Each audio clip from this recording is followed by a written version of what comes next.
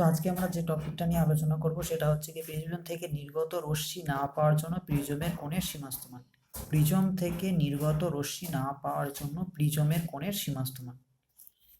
ঠিক আছে, তো আমরা দেখেছি যে প্রিজমের মধ্যে দিয়ে যখন এক প্রতিসারক তলে আলোক রশ্মি আপতিত হয় এবং দ্বিতীয় প্রতিসারক তল থেকে আলোক রশ্মি নির্গত হয়, এই আলোক রশ্মি নির্গত হবে কি হবে না, দ্বিতীয় যে প্রতিসারক তল থেকে আলোক রশ্মি নির্গত হবে কি হবে না, সেটা নির্ভর করে প্রিজমের প্রতিসারক কোণের উপরে আর হচ্ছে আপাতন কোণের উপরে। তো প্রিজম থেকে রশ্মি নির্গত হবে কিনা সেটা নির্ভর করে দুটো জিনিসের উপর, একটা হচ্ছে প্রিজমের কোণ, প্রতিসারক কোণ যেটা, আর একটা হচ্ছে আপাতন কোণের উপর নির্ভর করছে প্রিজম থেকে রশ্মি নির্গত হবে কিনা সেটা। তো এখানে যে টপিকটা আলোচনা করবো যে প্রিজম থেকে নির্গত রশ্মি না পাওয়ার জন্য প্রিজমের কোণের সীমাস্ত মান। ঠিক আছে, তো একটা প্রিজমের মধ্যে দিয়ে আলোক রশ্মি প্রবেশ করলো এবং কি হলো, এক প্রতিসারক তলে প্রবেশ করে প্রিজমের মধ্যে দিকে অন্য প্রতিসারক তল থেকে বেরিয়ে যায়। তো এখানে দ্বিতীয় প্রতিসারক তল থেকে আলোক রশ্মি বেরোবে কি বেরোবে না সেটা নির্ভর করে আর প্রিজমের প্রতিসারক কোণ আর আপাতন কোণের উপর নির্ভর করে। তো এখানে যে টপিকটা প্রথমে আমরা আলোচনা করবো সেটা হচ্ছে প্রিজমের কোণের উপরে। প্রিজম থেকে যে রশ্মি নির্গত হবে না সেটা কি করবো, প্রিজমের কোণের সীমাস্ত মানের উপর নির্ভর করছে, এটা নিয়ে আমরা আলোচনা করব। তো এখানে বলা হচ্ছে যে প্রিজমের কোণের একটা সীমাস্ত মান থাকে। এই প্রিজমের কোণের মানটা যদি সীমাস্ত মানের থেকে ছোট হয়ে যায়, প্রিজমের কোণটা, প্রতিসারক কোণটা যদি সীমাস্ত মানের থেকে ছোট হয়ে যায়, সীমাস্ত মানের থেকে যদি ছোট হয়ে যায়, তাহলে রশ্মি প্রিজম থেকে নির্গত হবে। অর্থাৎ প্রিজমের এক প্রতিসারক তলে প্রবেশ করবে, দ্বিতীয় প্রতিসারক তল থেকে বেরিয়ে যাবে, এটাই বোঝাতে চেয়েছে। ঠিক আছে, অর্থাৎ প্রিজমের কোণ যদি সীমাস্ত মানের থেকে ছোট হয়ে যায় তাহলে হচ্ছে কি রশ্মি প্রিজম থেকে নির্গত হয়ে যাবে। আর যদি সীমাস্ত মানের থেকে বড় হয়ে যায় প্রিজমের যে কোণটা, সেটা কি হবে, রশ্মি প্রিজম থেকে নির্গত হবে না। ঠিক আছে, এই দুটো জিনিস আমরা দেখবো এখানে। তাহলে কি বললাম যে প্রিজম থেকে রশ্মি নির্গত হবে কিনা সেটা প্রতিসারক কোণের উপর নির্ভর করে এবং প্রতিসারক কোণের একটা সীমাস্ত মান থাকে। ঠিক আছে, এখন যদি কোনো একটা প্রিজমের প্রতিসারক কোণটা সীমাস্ত মানের থেকে ছোট হয়ে যায়, সেক্ষেত্রে রশ্মি প্রিজম থেকে নির্গত হবে। আর যদি প্রতিসারক কোণের মানটা সীমাস্ত মানের থেকে যদি বড় হয়ে যায়, তাহলে রশ্মি প্রিজম থেকে নির্গত হবে না। ঠিক আছে, তো এখানে কি করেছি, একটা আমি প্রিজম নিয়েছি, এবিসি একটা প্রিজম নিয়েছি এবং কি করেছি, এবিসি প্রিজমের এবি যে তল আছে সেই তলে কি হয়েছে, একটা পিকিউ আলোক রশ্মি প্রবেশ করেছে, প্রিজমের মধ্যে দিয়ে কিউআর পথে গিয়েছে এবং কি হয়েছে, এইখান থেকে রশ্মিটা বায়ুর মাধ্যমে প্রতিষ্ঠিত না হয়ে দুই মাধ্যমের বিভেদ তল, প্রিজম আর বায়ু, দুই মাধ্যমের বিভেদ তল, প্রিজম আর বায়ুর বিভেদ তল ঘেঁষে কি হয়েছে, চলে গেছে। ঠিক আছে, এখানে ঘেঁষে চলে গেছে, দুই মাধ্যমের বিভেদ তল ঘেঁষে চলে গেছে। তো এখান থেকে আমরা কি পাচ্ছি, প্রিজম থেকে কোনো আলোক রশ্মি বের হচ্ছে না, তলে প্রবেশ করেছে, প্রিজমের মধ্যে দিয়ে গিয়েছে এবং কি প্রিজম আর বায়ুমাধ্যমের বিভেদতল ঘেঁষে এখানে চলে গেছে। অর্থাৎ কি হচ্ছে, রশ্মিটা বায়ু মাধ্যমে প্রবেশ করেনি, বেরোয়নি, নির্গত হয়নি, প্রিজম থেকে নির্গত হয়নি। ঠিক আছে, এরকম একটা কন্ডিশন আমরা ধরে নিয়েছি যে রশ্মিটা নির্গত হয়নি। তো এখানে কিউ বিন্দুতে এবি তলে যে কিউ বিন্দুতে এখানে আপাতন কোণ কত I1, প্রতিসরণ কোণ কত R1, এসি যে তল এখানে আপাতন কোণ কত R2, প্রতিসরণ কোণ কত I2, I2টা কত হবে 90 ডিগ্রি। কেন 90 ডিগ্রি, কারণ এটা অভিলম্ব যদি হয়ে থাকে তাহলে এই কোণটা কত হবে 90 ডিগ্রি হবে। রশ্মিটা কি আছে, দুই মাধ্যমের বিভেদ তল ঘেঁষে চলে গেছে, তাহলে এই কোণটা কত 90 ডিগ্রি, সেটা 90 ডিগ্রি লিখছি। এখন দেখো বায়ু আর কাঁচের সংকট কোণ, বায়ু এখানটা বায়ু আছে, এটা কি প্রিজম, এটা কাঁচ, তাহলে এদের দুজনের সংকট কোণ যদি থিটা সি আমি বলি, থিটা সি যদি আমি বলি, সংকট কোণটা কত থিটা সি যদি আমি বলি, এদের দুজনের সংকট কোণটা আমি যদি থিটা সি বলি, তাহলে এই R2টাকে আমি থিটা সি বলবো। কেন বলবো, আপাতন কোণে যে নির্দিষ্ট মানের জন্য প্রতিসরণ কোণটা হচ্ছে 90 ডিগ্রি হয় তাকে আমরা কি বলি, সংকট কোণ।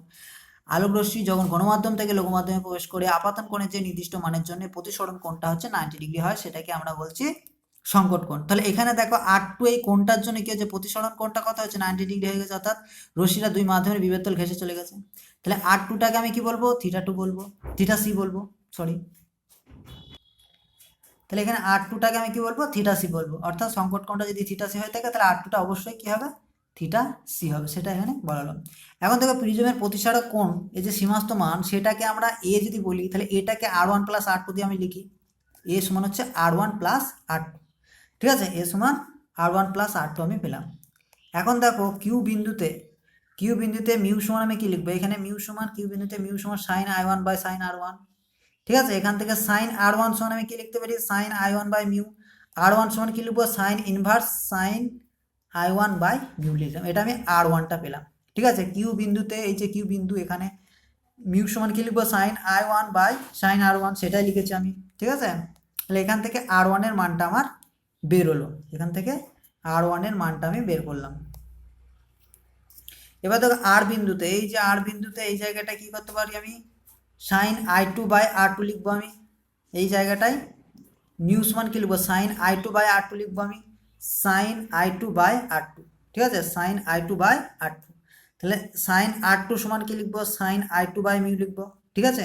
I2 মান কত, 90 ডিগ্রি, এই যে I2 মানটা কত, 90 ডিগ্রি, সেই 90 ডিগ্রিটা আমি এখানে বসিয়ে দিলাম। তাহলে সাইন 90 ডিগ্রি বাই মিউ সমান হচ্ছে 1 বাই মিউ পাচ্ছি। তাহলে এখানে R2 সমান কি হচ্ছে, সাইন ইনভার্স 1 বাই মিউ পাচ্ছি, ঠিক আছে। তাহলে R1 এর একটা মান পেলাম, R2 এর একটা মান পেলাম। R2 সমান সাইন ইনভার্স 1 বাই মিউ। আবার দেখো এই R2টা আবার কি সংকট কোণ, এই যে বায়ু মাধ্যমে বায়ু আর কাঁচের সংকট কোণ থিটা সি ধরে নিয়েছি, তাহলে R2টা অবশ্যই থিটা সি। তাহলে R2 এর জায়গায় কত বসাবো আমি, থিটা সি সমান হচ্ছে সাইন ইনভার্স 1 বাই মিউ। তাহলে এখান থেকে আমি R1 এর মান পেলাম sine inverse sine I by mu, এখান থেকে R2 এর মান পেলাম সাইন ইনভার্স 1 বাই মিউ। এখন A সমান কি, R1 প্লাস R2, তাহলে A সমান হয়ে যাচ্ছে, R1 এর মান বসাও, R1 এর মান কত পেয়েছি, sine inverse sine I1 by mu, এই মানটা বসাবো। তাহলে এখানে এই মানটা বসিয়ে দিলাম। R2 এর মান কত, R2 এর মান হচ্ছে সাইন ইনভার্স 1 বাই মিউ, বসিয়ে দিলাম। তাহলে এই যে যেটা পেলাম সেটা হচ্ছে গিয়ে সীমাস্থ মান, যেখান থেকে কি হবে, আলোক রশ্মি দ্বিতীয় মাধ্যম থেকে অর্থাৎ দ্বিতীয় প্রতিসারক তল থেকে বেরোবে না, অর্থাৎ প্রিজম থেকে রশ্মি নির্গত হবে না, আপতিত হবে কিন্তু প্রিজম থেকে রশ্মি নির্গত হবে না। এটাই হচ্ছে গিয়ে প্রতিসারক কোণের সীমাস্থ মান, ঠিক আছে। এবার বিভিন্ন কিছু শর্ত আছে, সেই শর্তগুলো আমরা এখানে দেখব। তো এখানে কিছু শর্ত আমরা দেখব, ঠিক আছে। আমরা এখানে এ সমান কি পেয়েছি, sine inverse sine I1 by mu plus sine inverse 1 by mu, এটা আমি পেয়েছি। এখন দেখো প্রথম তলে আলোক রশ্মিটা যদি লম্বভাবে আপতিত হয়, প্রথম তলে আলোক রশ্মিটা যদি লম্বভাবে আপতিত হয়, তাহলে সেক্ষেত্রে প্রিজমের কোণের সীমাস্থ মানটা কত হবে, ঠিক এই কোণটা কত হবে সেটা আমি দেখবো। তাহলে লম্বভাবে যদি আপতিত হয় আলোক রশ্মিটা, তাহলে I1টা কত হবে, 0 ডিগ্রি, ঠিক আছে। তাহলে I1টা লম্বভাবে কত যদি হয়, তাহলে 0 ডিগ্রি, অর্থাৎ অভিলম্ব বরাবর প্রবেশ করবে, অভিলম্বের সঙ্গে কোণটা কত, 0 ডিগ্রি। তাহলে লম্বভাবে আপতনের ক্ষেত্রে I1টা 0 ডিগ্রি। এক্ষেত্রে এসি তল থেকে নির্গত রশ্মিকে যদি এসি তলের গা ঘেঁষে যেতে হয়, তাহলে প্রিজমের প্রতিসারক কোণের সীমাস্থ মান কত হবে সেটা আমি দেখবো। অর্থাৎ কি হচ্ছে, এসি, এখানে এ বি সি ছিল, এসি বরাবর কি হবে, ঘেঁষে যদি প্রবেশ করতে হয়, তাহলে তার সীমাস্থ মান যদি কি হয়, আলোক রশ্মিটা লম্বভাবে প্রবেশ করে, আগের যে ছবিটা আছে সেটা একটু দেখো, লম্বভাবে যদি প্রবেশ করে তাহলে কি হবে, দ্বিতীয় এখান থেকে কি হবে, রশ্মিটা বের হবে না, এই মাধ্যমের এই দিক বরাবর কি হবে, বায়ু আর প্রিজমের মাধ্যমে বিভব ঘেঁষে প্রবেশ করবে। তাহলে তার শর্ত কি হচ্ছে, তার মানটা কত হচ্ছে, সীমাস্থ মানটা কত হচ্ছে। তাহলে I1 এর মানটা কত হচ্ছে, এখানে 0 লম্বা আপতনের ক্ষেত্রে, তাহলে এ সমান হচ্ছে sine inverse sine I1 by mu plus sine inverse 1 by mu. I1 এর জায়গায় কত বসাবো, 0 বসাবো, তাহলে 0, এটা পুরোটা কত হয়ে গেল, 0 হয়ে গেল, ঠিক আছে। তাহলে সাইন ইনভার্স 1 বাই মিউ, তাহলে এ সমান আমি পাচ্ছি সাইন ইনভার্স 1 বাই মিউ আমি পাচ্ছি, ঠিক আছে। আবার দেখো সেখানে আমি সাইন ইনভার্স 1 বাই মিউ সমান কত পেয়েছিলাম, থিটা সি পেয়েছিলাম, সাইন ইনভার্স 1 বাই মিউ সমান আমি থিটা সি পেয়েছিলাম। এই যে এখানে দেখো থিটা সি সমান কি পেয়েছিলাম, sine inverse 1 by mu, theta C সমান সাইন ইনভার্স 1 বাই মিউ। তাহলে এখানে এ সমান আমি পাচ্ছি সাইন ইনভার্স 1 বাই মিউ, তাহলে সাইন ইনভার্স 1 বাই মিউটা কি, থিটা সি। তাহলে এখান থেকে আমি একটা জিনিস লক্ষ্য করতে পারি, কি লক্ষ্য করতে পারি, যে এর মানটা, প্রতিসারক কোণের মানটা যদি থিটা সি থেকে ছোট হয়ে যায়, থিটা সি থেকে ছোট হয়ে যায়, তাহলে দ্বিতীয় পৃষ্ঠ থেকে রশ্মিটা কি হবে, বাইরে বেরিয়ে যাবে, অর্থাৎ প্রিজম থেকে রশ্মি নির্গত হয়ে যাবে, প্রিজম থেকে রশ্মি নির্গত হবে। কিন্তু যদি এর মানটা থিটা সির বেশি হয়ে যায়, তাহলে কি হবে, প্রিজম থেকে কোনো রশ্মি বের হবে না, এটাই বোঝাতে চাইছে। তাহলে এটাই হচ্ছে সীমাস্থ মান, যদি আলোক রশ্মিটা প্রথম পৃষ্ঠে প্রিজমের প্রথম তলে কি হচ্ছে গিয়ে লম্বাভাবে আপতিত হয়, সেই ক্ষেত্রে এর সীমাস্থ মান হচ্ছে থিটা সি, অর্থাৎ সংকট কোণের সমান হচ্ছে। তাহলে এর মানটা এখন যদি প্রতিসারক কোণের মানটা থিটা সির থেকে ছোট হয়ে যায়, তাহলে কি হবে, আলোক রশ্মিটা প্রিজমের দ্বিতীয় প্রতিসারক তল থেকে বেরিয়ে যাবে। কিন্তু যদি বড় হয়ে যায়, তাহলে সেই ক্ষেত্রে হবে পৃষ্ঠ থেকে কোনো রশ্মি নির্গত হবে না, বিভব ঘেঁষে চলে যেতে পারে, অথবা কি অভ্যন্তরীণ পুনঃপ্রতিফলন ঘটতে পারে, ঠিক আছে।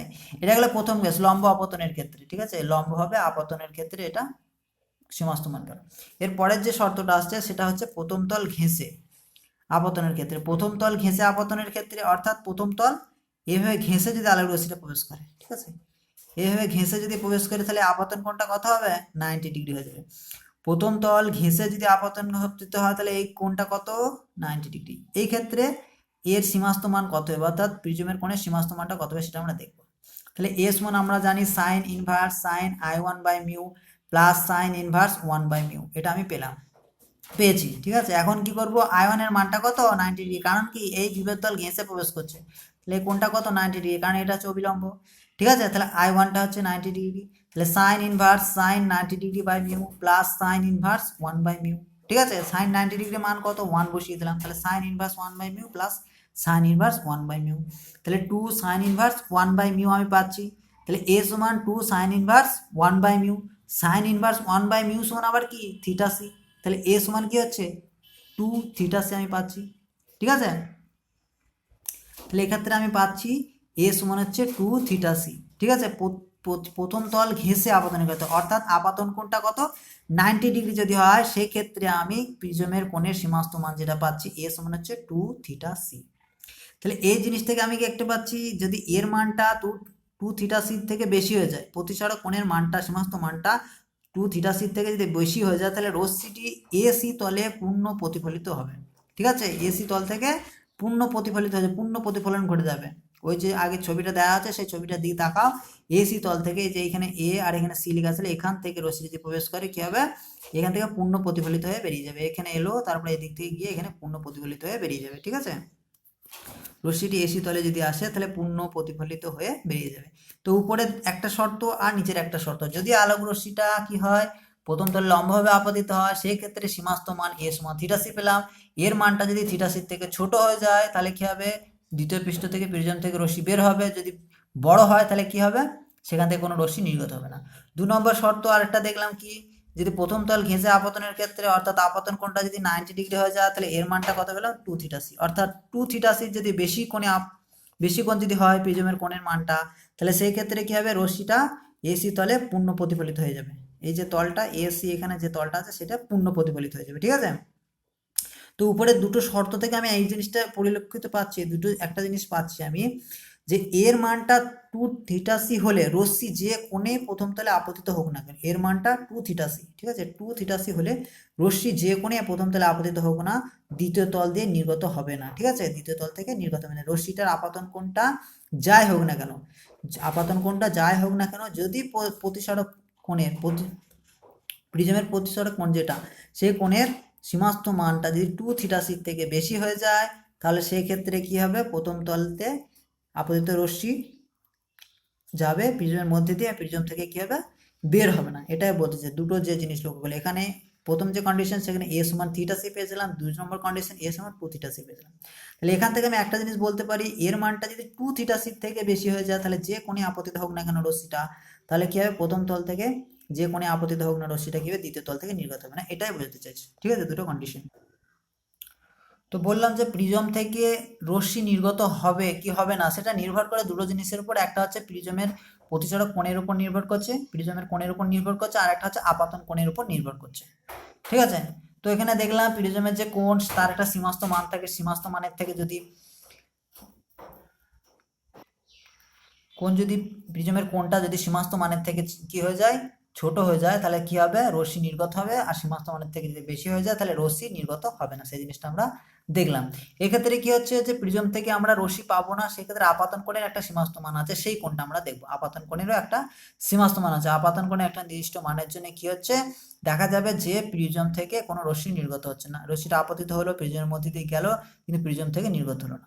তো এখানে ধরে নিলাম যে একটা রশ্মি কি হচ্ছে পি কিউ কি করেছে আপতিত হচ্ছে, আপতিত হওয়ার পর প্রিজমের মধ্যে দিয়ে কিউআর পথে গিয়েছে, প্রিজম থেকে নির্গত হয়নি, অর্থাৎ কিউ এস পথে দুই মাধ্যমের বিভেদতল ঘেঁষে প্রবেশ করে গেছে। ঠিক আছে, দুই মাধ্যমের বিভেদতল ঘেঁষে প্রবেশ করেছে। তো এখানে কি বললাম যে পি কিউ রশ্মিটা প্রবেশ করেছে, প্রবেশ করার পর প্রিজমের মধ্যে দিয়ে কিউআর পথে চলে গেছে, সেখান থেকে আবার কি হচ্ছে আর এস পথে চলে গেছে, দুই মাধ্যমের বিভেদতল ঘেঁষে চলে গেছে, অর্থাৎ দ্বিতীয় তল থেকে কি হচ্ছে রশ্মি নির্গত হয়নি, দুই মাধ্যমের বিভেদতল ঘেঁষে প্রবেশ করে গেছে। তো এখানে যে আপাতন কোণটা, সেই আপাতন কোণটা যদি সীমাস্ত মানের থেকে, আপাতন কোণের একটা সীমাস্ত মান আছে, সেই সীমাস্ত মানের থেকে ছোট হয়ে যায় তাহলে আলোক রশ্মি কি হবে, রশ্মি দ্বিতীয় তল থেকে নির্গত হবে না, যদি সীমাস্ত মানের থেকে বেশি হয় তাহলে নির্গত হবে। সেই সীমাস্ত মানটা কত সেই জিনিসটা আমরা দেখবো, ঠিক আছে। তাহলে এখানে একটা প্রিজম নিলাম, প্রিজমের ক্ষেত্রে কিউ বিন্দুতে আলো রশ্মি এসেছে, এখানে কি হবে, আপাতন কোণ I1, প্রতিসরণ কোণ R1। আর বিন্দুতে আপাতন কোণ হচ্ছে R2, প্রতিসরণ কোণ হচ্ছে I2, ঠিক আছে। এখন প্রিজমের যে কোণ, সেই প্রিজমের কোণটা এ সমান আমি কি লিখতে পারি, A1 plus R1 plus R2, এ সমান হচ্ছে R1 প্লাস R2। তাহলে R2 সমান কি হবে, A মাইনাস R1। এখন দেখো I1 যদি কমে R1 এর মানটাও কমে যাবে, এই যে এখানে I1টা যত কমতে থাকবে এই রশ্মিটা কি হবে, এই দিকে ভাবে ঘেঁষতে থাকবে, ঠিক আছে, যেহেতু এটা ঘন মাধ্যম তাহলে অবিলম্বের দিকে সরে আসবে। তাহলে I1টা যত এইদিকে বারবার আমি কমতে থাকবো, এটাও কিন্তু কমতে থাকবে, এটা কমতে থাকলে কিন্তু R2টা বাড়তে থাকবে, R2টা বাড়তে থাকবে। এখানে R1 এর মান কমলে R2 বাড়তে থাকে। এখন যদি R2 এর মানটা থিটা সি থেকে বেশি হয়ে যায়, তাহলে R2 এখানে যেটা আছে, এই যে R2, এই আপাতন কোণটা মাধ্যমের সংকট কোণ থেকে যদি বেশি হয়ে যায়, এই দুই মাধ্যমের সংকট কোণ থেকে বেশি হয়ে যায়, কি হলে এই রশ্মিটা কি হবে, একদম এই তল থেকে সম্পূর্ণরূপে পূর্ণ প্রতিফলিত এদিকভাবে ফিরে আসবে, এইভাবে ফিরে আসবে। দুই মাধ্যমের বিভেদ তল ঘেঁষে যাচ্ছিল, এখন কি হবে, ফিরে আসবে। তাহলে কি বললাম, এই যে I1 আপাতন কোণটার মান যত কমাতে থাকবো, R1 এর মানটাও তত কমতে থাকবে। এটা যদি উপরের দিকে উঠতে থাকে, এই রশ্মিটা কি আস্তে আস্তে নিচের দিকে নামতে থাকবে, ঠিক আছে। তাহলে R1 এর মানটা কমবে, R1 এর মান যদি কমতে থাকে, R2 এর মানটা কিন্তু বাড়তে থাকে। এই R2 এর মানটা যদি বাড়তে থাকে, বাড়তে বাড়তে যদি থিটা সি থেকে বেশি হয়ে যায়, অর্থাৎ দুই মাধ্যমের সংকট কোণ থেকে যদি বেশি হয়ে যায়, তাহলে রশ্মিটা কি হবে, এখান থেকে তো নির্গত তো হবেই না, কি হবে, এখান থেকে পূর্ণ প্রতিফলিত হয়ে যাবে। কারণ কি, যখন আপাতন কোণের মান মাধ্যমের সংকট কোণ থেকে বেশি হয়, তখন আলোক রশ্মিটা কি হয়, দুই মাধ্যমের বিভেদ তল থেকে পূর্ণ প্রতিফলিত আবার প্রথম মাধ্যমে ফিরে আসে। তাহলে এখানেও সেটা কি ঘটবে, পূর্ণ প্রতিফলিত হয়ে ফিরে আসবে, এখানে সেটাই বলা হয়েছে। এখন দেখো, যখন R2 সমান থিটা সি, R2 সমান হচ্ছে গিয়ে থিটা সি যখন আমি পাচ্ছি, লিখছি, তখন হচ্ছে I1 এর মানটা যে সীমাস্ত মান, কারণ তখন কি হবে, ওখান থেকে কোনো রশ্মি বের হবে না, আলোক রশ্মি বের হবে না। R2 যখন থিটা সি যদি হয়, তাহলে আলোক রশ্মি কোনো বের হবে না, প্রিজম থেকে বের হবে, নির্গত হবে না। এখন দেখো মিউ সমান আমি যদি প্রিজমের প্রতিসরাঙ্ক বলি, তাহলে সাইন থিটা সি সমান 1/μ, এর আগে আমি পেয়েছি সাইন থিটা সমান হচ্ছে 1/μ, কীভাবে পেয়েছি সেটা দেখানো হয়েছে, ঠিক আছে। সাইন থিটা সি সমান আমি কি লিখতে পারি, 1/μ। তাহলে প্রিজমের প্রতিসরাঙ্ক মিউ সমান কি আমি পাচ্ছি, sine theta C, sine theta C সমান হচ্ছে কি 1/μ। তাহলে এখন যদি আমি কস থিটা সি বের করতে চাই, তাহলে কস থিটা সি সমান কি হবে, √1 minus sine square theta C. তাহলে সাইন স্কয়ার থিটা সি সমান কি, এখানে মানটা কি 1/μ², তাহলে √μ² মাইনাস 1 আমি পাচ্ছি, কস থিটা সি সমান সাইন থিটা সি সমান 1/μ, এর আগের পার্টটায় প্রমাণ করা হয়েছে। কস থিটা সি সমান আমি পাচ্ছি এখান থেকে √μ² মাইনাস 1/μ। এখন দেখো কিউ বিন্দুতে কোথায়, এই যে কিউ বিন্দুতে মিউ সমান কি লিখতে পারি আমি, আপাতন কোণের সাইন আর প্রতিসরণ কোণের সাইনের অনুপাত কিউ বিন্দুতে। তাহলে এই যে কিউ বিন্দু, সেই কিউ বিন্দুতে আমি কি করছি, আপাতন কোণের সাইন আর প্রতিসরণ কোণের সাইনের অনুপাত আমি নিচ্ছি, ঠিক আছে। কিউ বিন্দুতে আপাতন কোণের সাইন আর প্রতিসরণ কোণের সাইনের অনুপাত আমি নিচ্ছি। তাহলে মিউ সমান এখানে sine I1 by sine R1, mu সমান sine I1 by sine R1 আমি দেখতে পাচ্ছি। তাহলে এখানে মিউ সমান হচ্ছে sign I1 by sine R1, তাহলে সাইন I1 সমান কি, mu into sine R1। Sine R1টা R1 এর জায়গায় আমি কি লিখতে পারি, A মাইনাস R2 করতে পারি, কারণ A সমান কি R1 প্লাস R2, তাহলে R1 এর জায়গায় লিখে দিলাম। R2 সমান আবার কি থিটা সি, সেটাও আমরা দেখেছি R2 মান থিটা সি হচ্ছে। তাহলে এখানে কি করলাম, সাইন I1 সমান হচ্ছে mu into sine A minus theta C. তাহলে সাইন A মাইনাস বি এর সূত্র কি, sine A cos B minus cos A sine B, sine A cos B minus cos A sine B. তাহলে sine A cos theta, sine A cos theta minus cos A sine theta, এটাই লিখ করা আছে। এখন দেখো মিউটা mu রেখে দিলাম, sign A এটা এ রেখে গেল cos theta C, cos theta সির মান কত পেয়েছি আমি এখানে, cos theta C critical angle √μ² minus 1/μ, তাহলে মানটা বসাম √μ² মাইনাস 1/μ বসিয়ে দিলাম, ঠিক আছে। cos এ থাকলো সাইন থিটা সির মান কত 1/μ, সেটা বসিয়ে দিলাম, ঠিক আছে। এরপরে কি করলাম, মিউটা সবার সাথে গুণ, এখানে গুণ করলে মিউ মিউ কেটে চলে যাচ্ছে, এখান থেকে গুণ করলে মিউ মিউ কেটে চলে যাচ্ছে। তাহলে পাচ্ছি কি, সাইন I1 সমান আমি পাচ্ছি sine A √μ² minus 1 minus cos A। মিউটা কি করেছি, সবার সাথে আমি গুণ করে দিয়েছি, মিউটা সবার সাথে আমি গুণ করে দিয়েছি, এই মিউটা সবার সাথে যদি গুণ করে দিই, তাহলে আমি পাচ্ছি sine A √μ² minus 1 minus cos A, ঠিক আছে। তাহলে I1 সমান কি, sine inverse sine A √μ² - 1 - cos আমি পাচ্ছি। তাহলে আপাতন কোণ এর চেয়ে যদি কম হয়ে যায় তাহলে প্রিজমের দ্বিতীয় তল দিয়ে কোনো রশ্মি নির্গত হবে না, এটাই বোঝাতে চেয়েছে।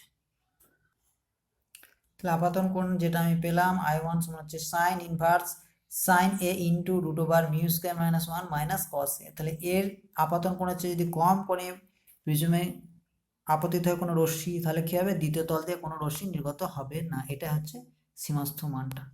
ঠিক আছে, তাহলে আমরা দুটো শর্ত দেখলাম, একটা হচ্ছে প্রতিসারক কোণের একটা সীমাস্থ মান, প্রিজমে যে প্রতিসারক কোণ থাকছে কোণে একটা সীমাস্থ মান পাচ্ছি আমরা, আর একটা হচ্ছে গিয়ে আপাতন কোণের একটা সীমাস্থ মান।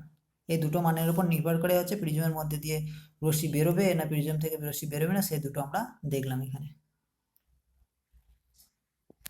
এবার যেটা হচ্ছে প্রিজমের কিছু বিশেষ ব্যবহার। ঠিক আছে, পূর্ণ প্রতিফলক প্রিজম।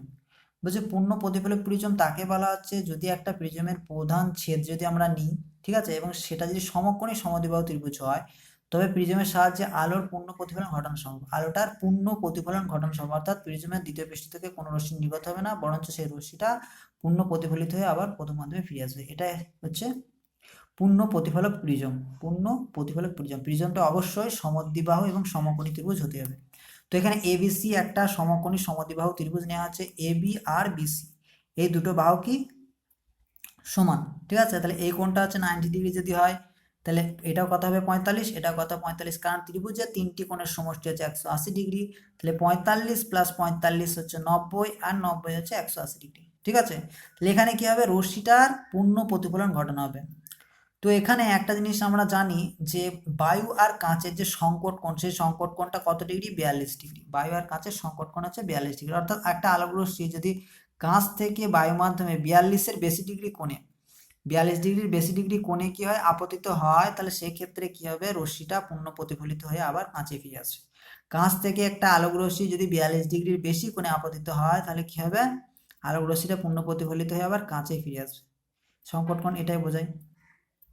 ঠিক আছে, তাহলে এখানে কি হচ্ছে, একটা আলোক রশ্মি, এই তো এবি তল, এবি তলে কি হচ্ছে, লম্বভাবে প্রবেশ করেছে, প্রিজমের মধ্যে দিয়ে সোজা চলে গেছে, কারণ লম্বভাবে আপতিত লম্বভাবে যাবে, প্রতিসরণ কোণটাও কত হবে, 0 ডিগ্রি হবে, তাহলে লম্বভাবে পৌঁছে গেছে। এখানে দেখো যে কোণ নিয়ে আপতিত হচ্ছে, কত কোণে আপতিত হচ্ছে, এই যে কোণটা কত ডিগ্রি, 45 ডিগ্রি। এই যে যে ছবিতে দেখো এটা কত, এটা হচ্ছে অভিলম্ব। ঠিক আছে, ওটা হচ্ছে গিয়ে অভিলম্ব, এটা অভিলম্ব যদি হয়ে থাকে আপাতন কোণ কত, 45 ডিগ্রি, কারণ রশ্মিটা এসেছে, তাহলে এই যে অভিলম্বের সঙ্গে কোণ কত, এটা কত 45 ডিগ্রি। তাহলে 45 ডিগ্রি এদের দুজনের বায়ু আর কাঁচ সংকট কোণ কত, 42 ডিগ্রি। তাহলে 42-এর বেশি কোণে কি হচ্ছে, আপতিত হচ্ছে, 42-এর বেশি কোণে যদি আপতিত হয় তাহলে সেক্ষেত্রে পূর্ণ প্রতিফলন ঘটবে। তাহলে 45 ডিগ্রি কোণে আপতন ঘটলে কি হবে, এখান থেকে পূর্ণ প্রতিফলন ঘটছে, পূর্ণ প্রতিফলন হয়ে রশ্মিটা এসটি পথে চলে গেছে। ঠিক আছে, এখানে 45 ডিগ্রি কোণে আপতিত ঘটেছে, তার জন্য এটা পূর্ণ প্রতিফলিত হয়ে এদিকে চলে গেছে। তাহলে এখানে এটাকে বলা হচ্ছে পূর্ণ প্রতিফলক প্রিজম। এখানে কিছু কিছু জিনিস দেখো, প্রিজমে যে তলে পূর্ণ প্রতিফলন ঘটেছে, যে এসি তল যেটা, এই যে এসি তলে যে পূর্ণ প্রতিফলনটা ঘটেছে, প্রিজমের যে এসি তল, সেই তলে যে পূর্ণ প্রতিফলন ঘটেছে, এখানে যদি আমি একটা দর্পণ রেখে দিতাম, তাহলে দর্পণের ক্ষেত্রে সেই ক্ষেত্রে কিন্তু একই ঘটনা ঘটতো, কারণ দর্পণটা কি কাঁচের তৈরি, সেই ক্ষেত্রেও কি ঘটতো, একই ঘটনা ঘটতো। ঠিক আছে, তো প্রিজমটির অতিভুজ তল এসি সমতল দর্পণের মতো কাজ করে। দর্পণ যদি রাখা হতো সেই ক্ষেত্রে কি হতো, ঠিক রশ্মিটা একইভাবে পূর্ণ প্রতিফলিত, অর্থাৎ রশ্মিটা প্রতিফলন ঘটতো এইভাবে। ঠিক আছে, প্রিজম রেখেছি যা প্রতিফলন ঘটেছে পূর্ণ প্রতিফলন, এখানেও যদি দর্পণ রাখা হতো সেক্ষেত্রে রশ্মিটা একই ঘটতো।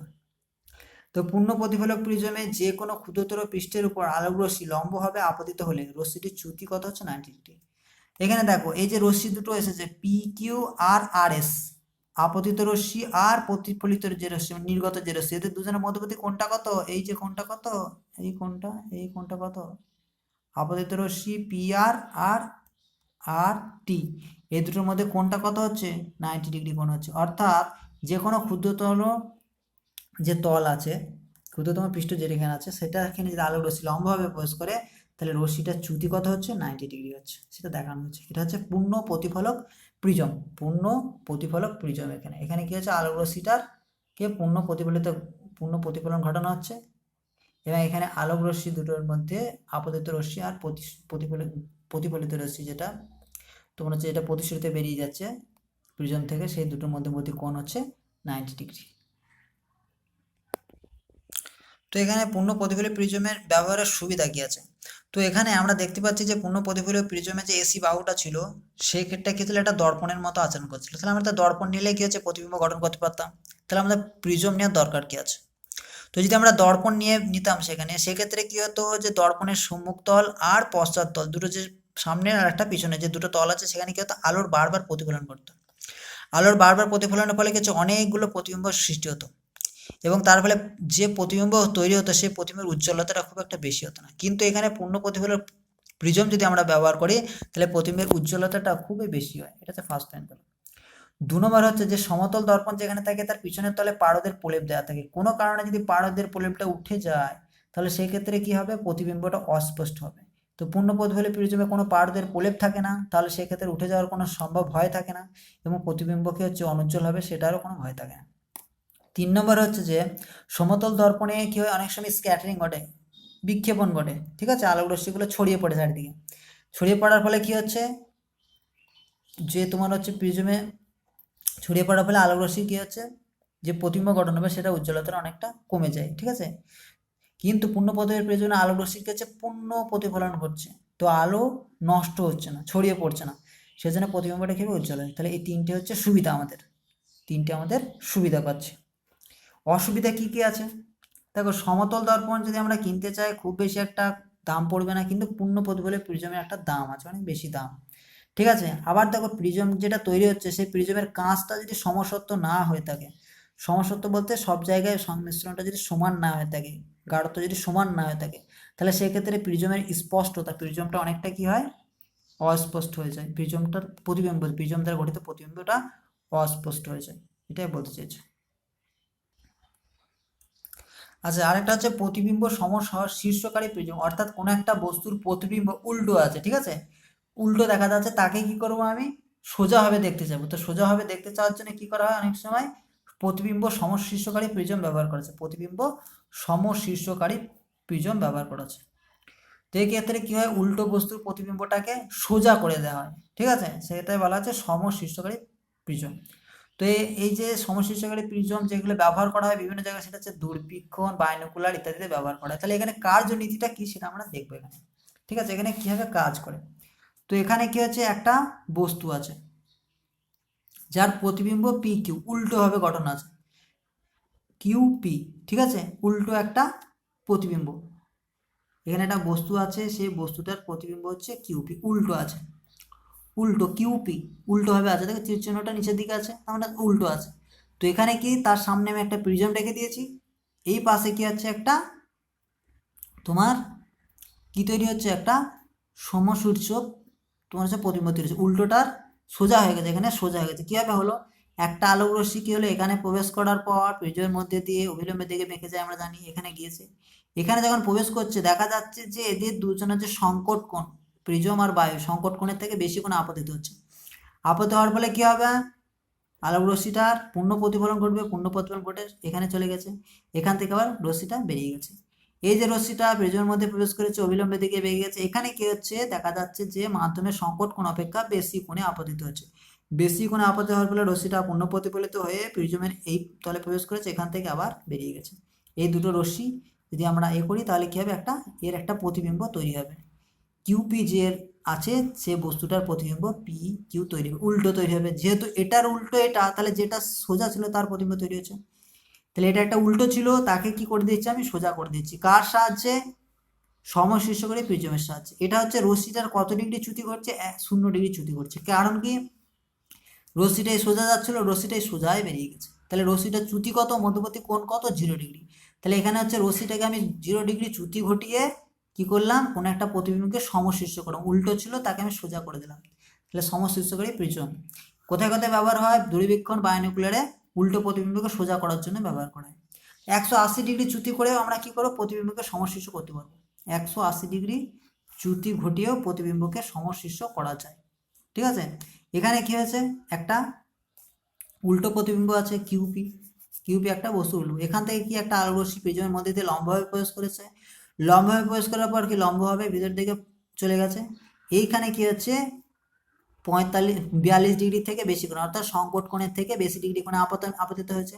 আপতিত হলে কি হবে, বিভেদ তলের থেকে কি হবে, পূর্ণ প্রতিফলন করে এখানে চলে গেছে। আবার এখানে কি হয়েছে, এই জায়গাতে আবার পূর্ণ প্রতিফলন করেছে। কেন, এখানে আবার কি হচ্ছে, সংকট কোণ থেকে বেশি কোণে আপতিত হয়েছে, এখান থেকে আবার পূর্ণ প্রতিফলিত হয়ে সোজা লম্বভাবে প্রবেশ করে বেরিয়ে গেছে। আর একটা রশ্মি পি থেকে সেম একইভাবে প্রবেশ করেছে লম্বভাবে, এখানে এই তলে এসে আসার পর কি হচ্ছে, এখানে দেখা যাচ্ছে যে সংকট কোণ থেকে বেশি কোণে আপতিত হয়েছে, প্রতিফলিত হয়ে পূর্ণ প্রতিফলিত এখানে প্রবেশ করে, এখানে আবার কি হচ্ছে, আপাতন কোণটা সংকট কোণ থেকে বেশি, আবার পূর্ণ প্রতিফলন করে সোজা বেরিয়ে গেছে। তাহলে এখান থেকে দুটো রশ্মি, এই যে দুটো রশ্মি, এখানে কি হবে, এইটার একটা উল্টো প্রতিবিম্ব, এর উল্টো প্রতিবিম্ব তৈরি হবে, অর্থাৎ এটা তো উল্টো ছিল, তাহলে কি হবে, এটা সোজা তৈরি হবে। তাহলে কিউপি একটা কি হয়েছিল, উল্টো অবস্থা ছিল, অবশিষ্ট অবস্থা ছিল, সেটাকে কি করা হলো, সমশীর্ষ করে দেওয়া হলো।